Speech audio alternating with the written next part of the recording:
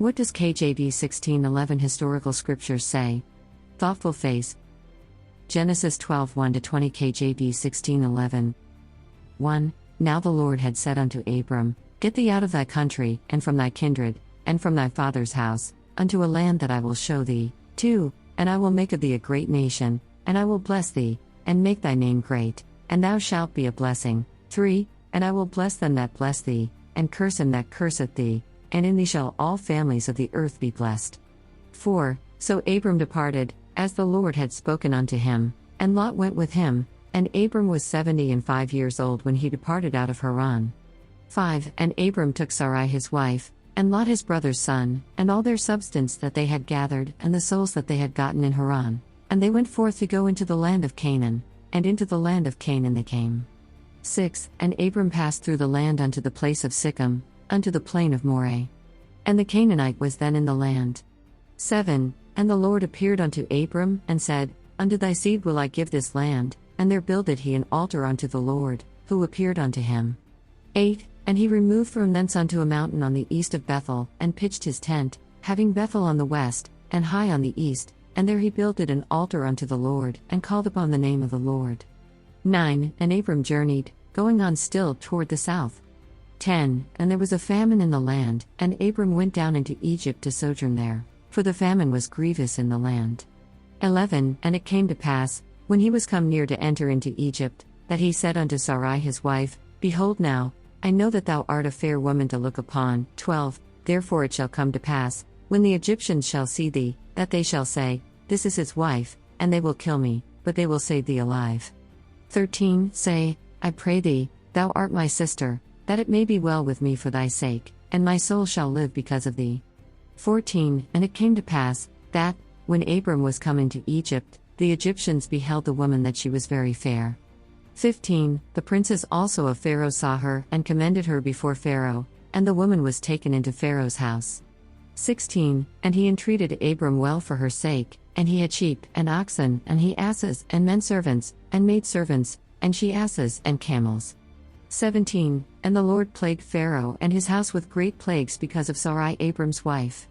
18. And Pharaoh called Abram, and said, What is this that thou hast done unto me? Why didst thou not tell me that she was thy wife? 19. Why saidst thou, She is my sister? So I might have taken her to me to wife. Now therefore behold thy wife, take her, and go thy way. 20. And Pharaoh commanded his men concerning him, and they sent him away, and his wife, and all that he had. What does KJV 16:11 historical scriptures say? Thoughtful face. Genesis 24:1-7 KJV 16:11. 1. And Abraham was old, and well stricken in age, and the Lord had blessed Abraham in all things. 2. And Abraham said unto his eldest servant of his house, that ruled over all that he had, Put, I pray thee, thy hand under my thigh. 3. And I will make thee swear by the Lord, the God of heaven, and the God of the earth, that thou shalt not take a wife unto my son of the daughters of the Canaanites, among whom I dwell. 4. But thou shalt go unto my country, and to my kindred, and take a wife unto my son Isaac. 5. And the servant said unto him, Peradventure the woman will not be willing to follow me unto this land. Must I needs bring thy son again unto the land from whence thou camest? 6. And Abraham said unto him, Beware thou that thou bring not my son thither again.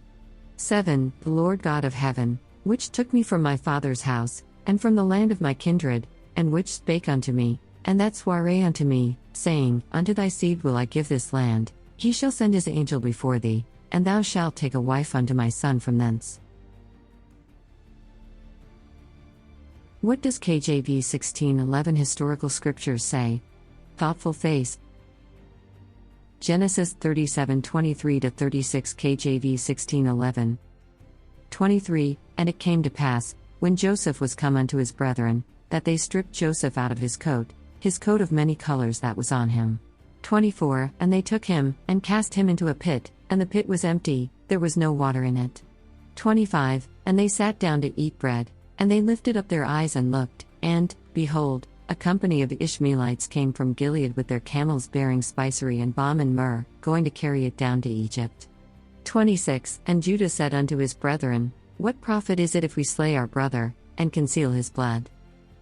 27. Come, and let us sell him to the Ishmaelites, and let not our hand be upon him, for he is our brother and our flesh. And his brethren were content. 28 Then there passed by Midianites merchantmen, and they drew and lifted up Joseph out of the pit, and sold Joseph to the Ishmaelites for 20 pieces of silver, and they brought Joseph into Egypt. 29 And Reuben returned unto the pit, and, behold, Joseph was not in the pit, and he rent his clothes. 30 And he returned unto his brethren, and said, The child is not, and I, whither shall I go? 31 And they took Joseph's coat, and killed a kid of the goats, and dipped the coat in the blood. 32 And they sent the coat of many colors, and they brought it to their father, and said, This have we found, know now whether it be thy son's coat or no. 33 And he knew it, and said, It is my son's coat, an evil beast hath devoured him, Joseph is without doubt rent in pieces. 34 And Jacob rent his clothes, and put sackcloth upon his loins, and mourned for his son many days. 35 And all his sons and all his daughters rose up to comfort him, but he refused to be comforted, and he said, For I will go down into the grave unto my son mourning. Thus his father wept for him.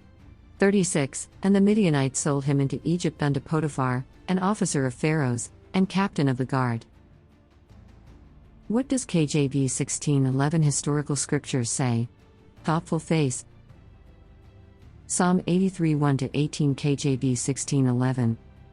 1. Keep not thou silence, O God, hold not thy peace, and be not still, O God.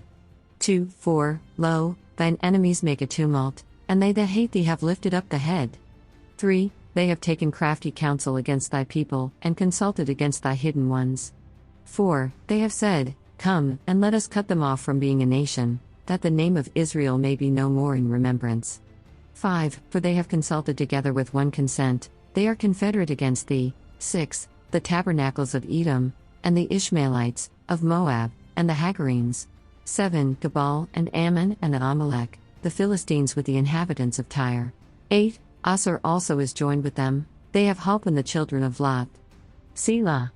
9. Do unto them as unto the Midianites, as to Sisera, as to Jabin, at the brook of Kison. 10. Which perished at Endor, they became as dung for the earth. 11. Make their nobles like Oreb, and like Zeb, yea, all their princes as Zebah, and as Zalmunna. 12. Who said, Let us take to ourselves the houses of God in possession.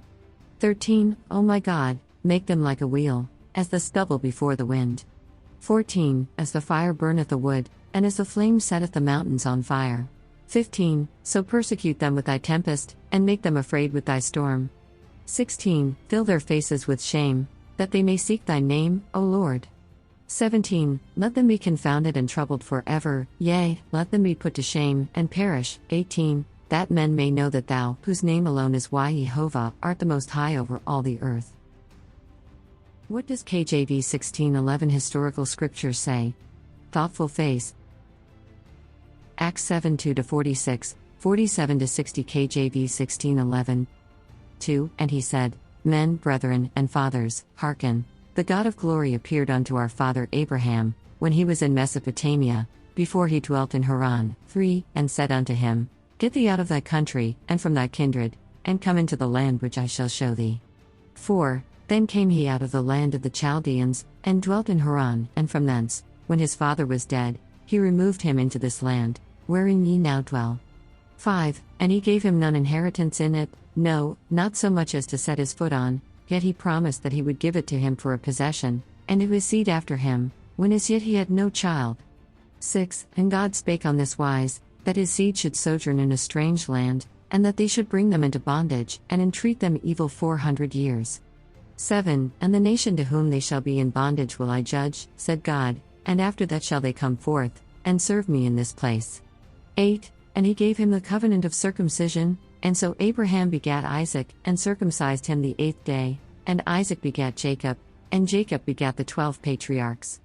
9. And the patriarchs, moved with envy, sold Joseph into Egypt, but God was with him. 10. And delivered him out of all his afflictions, and gave him favor and wisdom in the sight of Pharaoh king of Egypt, and he made him governor over Egypt and all his house.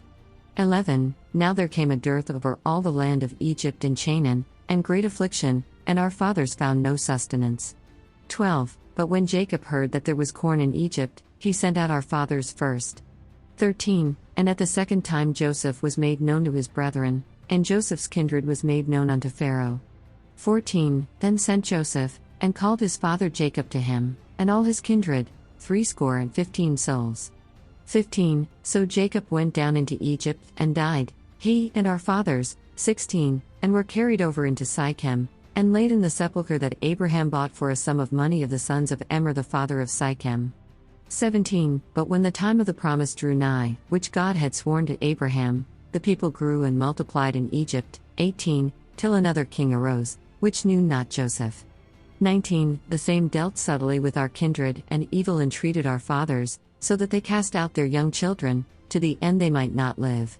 20. Which time Moses was born, and was exceeding fair, and nourished up in his father's house 3 months. 21. And when he was cast out, Pharaoh's daughter took him up, and nourished him for her own son.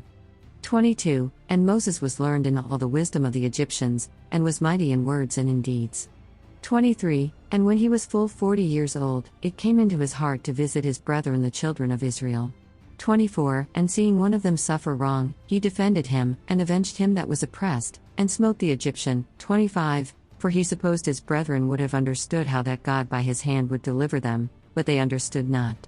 26. And the next day he showed himself unto them as they strove, and would have set them at one again, saying, Sirs, ye are brethren, why do ye wrong one to another? 27. But he that did his neighbor wrong thrust him away, saying, Who made thee a ruler and a judge over us? 28. Wilt thou kill me, as thou didst the Egyptian yesterday? 29. Then fled Moses at this saying, and was a stranger in the land of Madian, where he begat 2 sons. 30. And when 40 years were expired, there appeared to him in the wilderness of Mount Sinai an angel of the Lord in a flame of fire in a bush. 31. When Moses saw it, he wondered at the sight, and as he drew near to behold it, the voice of the Lord came unto him. 32. Saying, I am the God of thy fathers, the God of Abraham, and the God of Isaac, and the God of Jacob. Then Moses trembled, and durst not behold. 33. Then said the Lord to him, Put off thy shoes from thy feet, for the place where thou standest is holy ground. 34. I have seen the affliction of my people which is in Egypt, and I have heard their groaning, and am come down to deliver them. And now come, I will send thee into Egypt. 35. This Moses whom they refused, saying, Who made thee a ruler and a judge? The same did God send to be a ruler and a deliverer by the hand of the angel which appeared to him in the bush. 36. He brought them out, after that he had showed wonders and signs in the land of Egypt, and in the Red Sea, and in the wilderness 40 years. 37. This is that Moses, which said unto the children of Israel, A prophet shall the Lord your God raise up unto you of your brethren, like unto me, him shall ye hear. 38. This is he, that was in the church in the wilderness with the angel which spake to him in the Mount Sinai, and with our fathers, who received the lively oracles to give unto us. 39. To whom our fathers would not obey, but thrust him from them, and in their hearts turned back again into Egypt. 40. Saying unto Aaron, Make us gods to go before us, for as for this Moses, which brought us out of the land of Egypt, we wot not what is become of him. 41. And they made a calf in those days, and offered sacrifice unto the idol, and rejoiced in the works of their own hands. 42. Then God turned, and gave them up to worship the host of heaven, as it is written in the book of the prophets, O ye house of Israel, have ye offered to me slain beasts and sacrifices by the space of 40 years in the wilderness? 43. Yea, ye took up the tabernacle of Moloch, and the star of your god Remphan, figures which ye made to worship them, and I will carry you away beyond Babylon. 44. Our fathers had the tabernacle of witness in the wilderness, as he had appointed, speaking unto Moses, that he should make it according to the fashion that he had seen. 45. Which also our fathers that came after brought in with Yahushua into the possession of the Gentiles, whom God drove out before the face of our fathers, unto the days of David. 46. Who found favor before Yah and desired to find a tabernacle for the God of Jacob. 47. But Solomon built him an house. 48. Howbeit the Most High dwelleth not in temples made with hands, as saith the prophet. 49. Heaven is my throne, and earth is my footstool, what house will ye build me? Saith the Lord, or what is the place of my rest? 50. Hath not my hand made all these things? 51. Ye stiff-necked and uncircumcised in heart and ears, Ye do always resist the Holy Ghost, as your fathers did, so do ye. 52. Which of the prophets have not your fathers persecuted? And they have slain them which showed before of the coming of the Just One, of whom ye have been now the betrayers and murderers. 53. Who have received the law by the disposition of angels, and have not kept it. 54. When they heard these things, they were cut to the heart, and they gnashed on him with their teeth. 55. But he, being full of the Holy Ghost, looked up steadfastly into heaven, and saw the glory of Yah, and Yahashua standing on the right hand of Yah. 56. And said, Behold, I see the heavens opened, and the Son of Man standing on the right hand of Yah. 57. Then they cried out with a loud voice, and stopped their ears, and ran upon him with one accord. 58. And cast him out of the city, and stoned him, and the witnesses laid down their clothes at a young man's feet, whose name was Saul. 59. And they stoned Stephen, calling upon Yah, and saying, Lord, Yahashua, receive my spirit. 60. And he kneeled down, and cried with a loud voice, Lord, lay not this sin to their charge. And when he had said this, he fell asleep. Which you in your tongue call the pillars of Hercules. And this island was larger than Libya and Asia put together. And there was a passage hence for travelers of that day to the rest of the islands, as well as from those islands to the whole opposite continent that surrounds the real sea, right? That's the Pacific they're talking about. And this Atlantic island then was formed a powerful league of kings who subdued the entire island, together with many others in parts also of the continent, besides which they subjected to their rule the inland parts of Libya, as far as Egypt and Europe, also as far as Tarhenia. Subsequently, through violent earthquakes and deluges which brought destruction in a single day and night, the whole of your warlike race was merged under the earth, and the Atlantic island itself was plunged beneath the sea and entirely disappeared, whence even now that sea is neither navigable, nor to be traced out, being blocked up by the great depths of mud which the subsiding island produced. Alright, so that was the famous Atlantis story. This quotation proves that the Egyptians knew America as the Atlantic Isle. Alright, I've been telling you that. Plato says that the Atlantic Sea was navigable 9,000 years before his time, so that there must have been navigation across the Atlantic Ocean in the Mythic ages. The features of the passage are exceedingly clear. The island was larger than Libya and Asia put together. That may be put roughly at 8,000 miles across, alright? Bigger than North Africa and Asia. Asia is Europe and Asia, alright? It's bigger, so America is a continent. It was reached by travelers who first landed on islands before they arrived on the mainland. That is plain enough, right? The Caribbean and all that. They, like Columbus, reached the West India Islands first.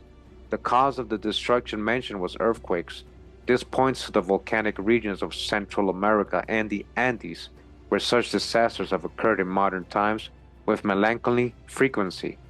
The invasion of Africa and Europe referred to constitutes a very large portion of the mythology of all nations, and in later chapters it will be worked out in detail, throwing light on all the obscurities of history.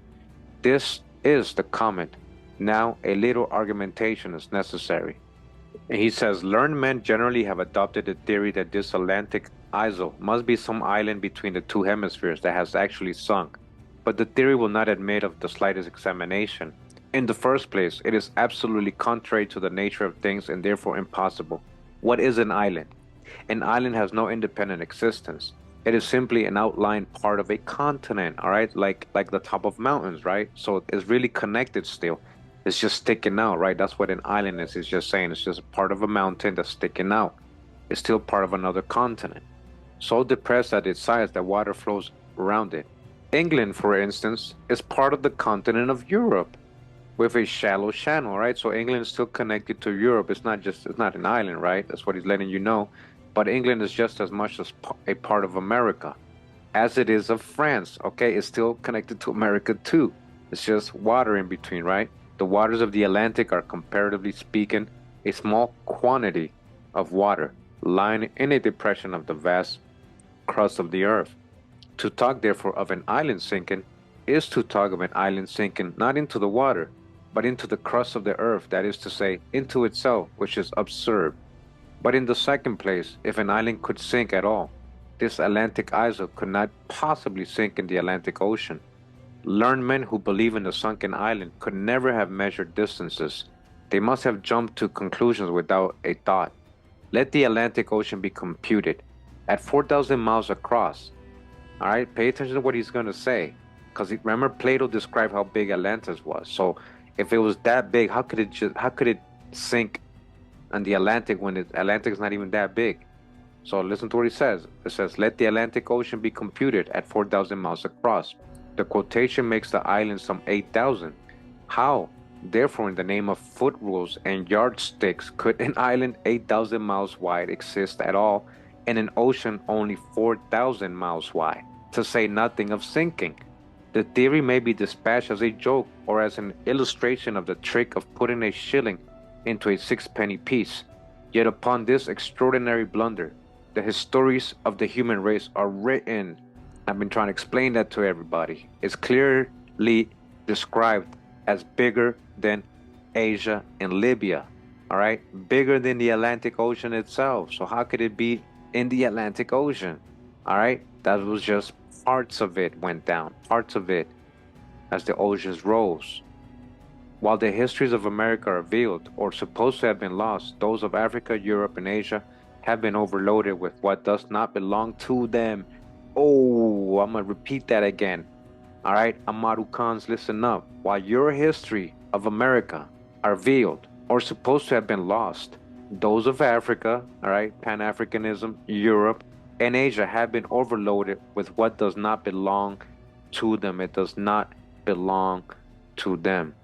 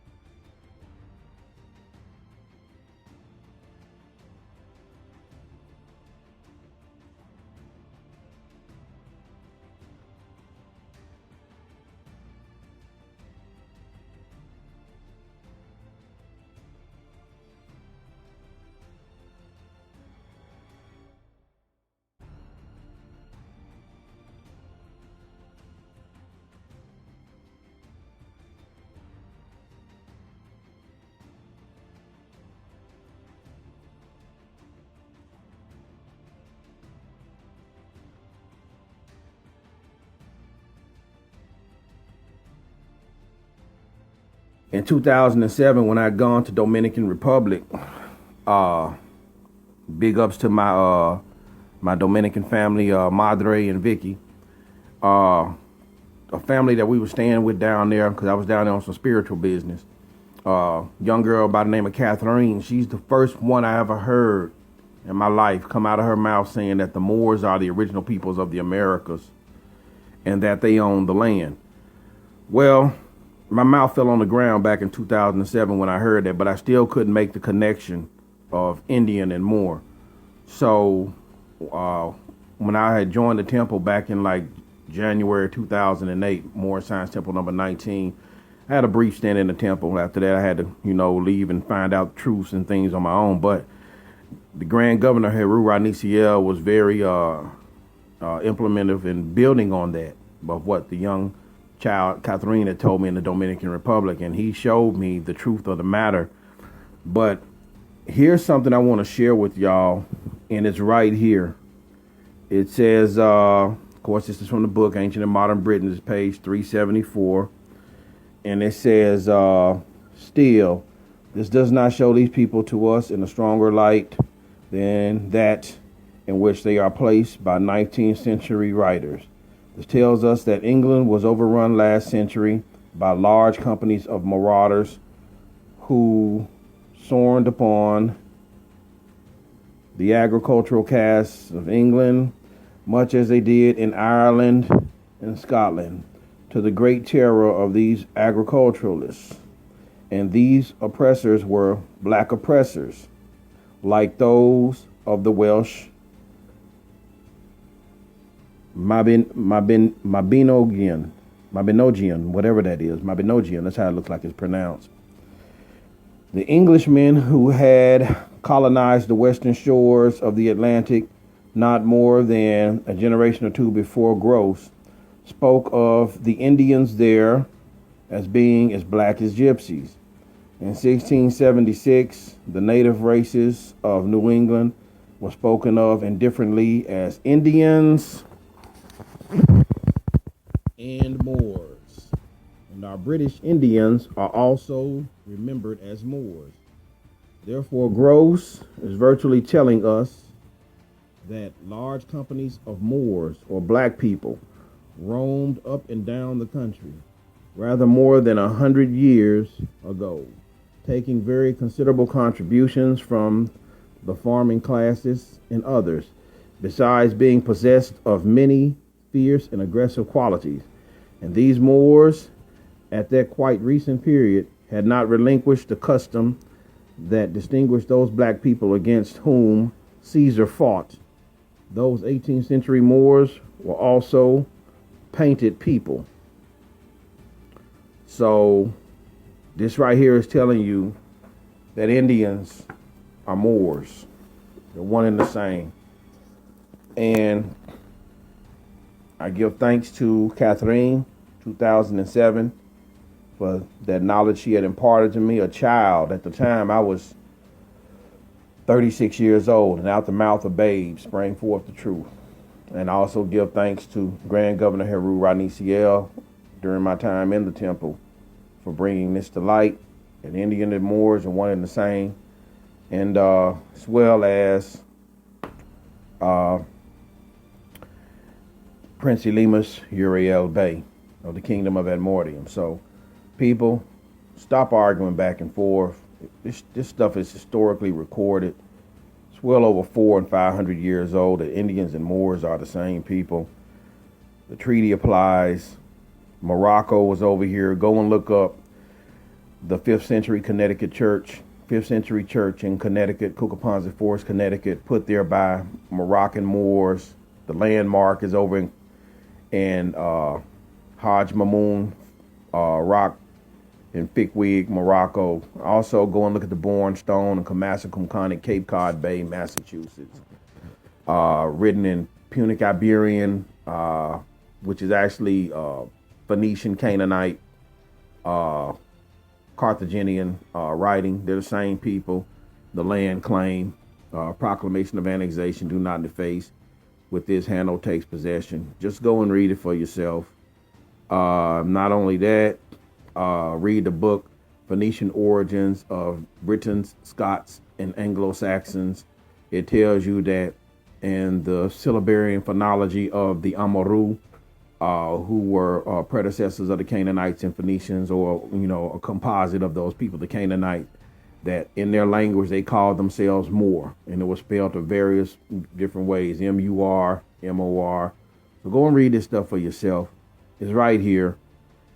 The empire's tied together. There's more than enough historical proof and more than 400 years of research. More than 400 and 500 years of research showing this stuff. So with that, hey, I'm out. Peace and love. Ashe.